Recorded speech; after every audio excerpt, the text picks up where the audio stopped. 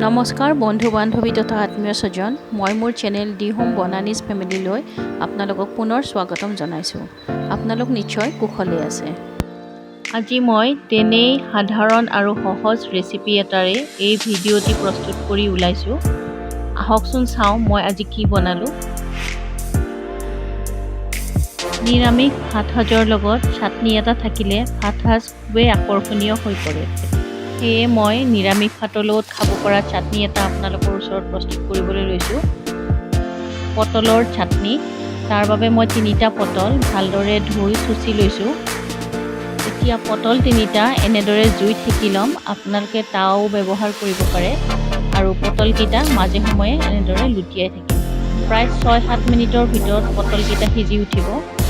পটলকেইটা হেঁচুকি চালে যদি চেপেটা হৈ যায় তেনেহ'লে গম পাম যে পটলকেইটা সিজি উঠিছে।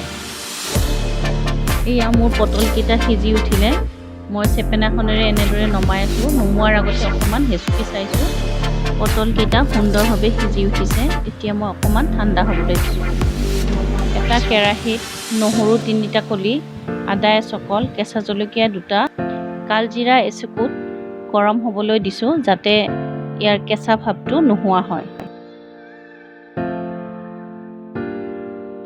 পটলখিনি এনেদৰে টুকুৰাকৈ কাটি মিক্সিত দি দিছোঁ। লগতে মান ধনিয়া 2 খিলা, মিঠাতেল অকণমান, আন্দাজমতে নিমখ আৰু গৰম কৰি লোৱা মছলাখিনি দি ভালদৰে মিক্সিত পিচি ল'লোঁ। আকৰ্ষণীয় কৰিবলৈ মই এনেদৰে অপৰাজিতা ফুল এপাহ আৰু পদিনা আগ এটাৰে সজাই দিলোঁ।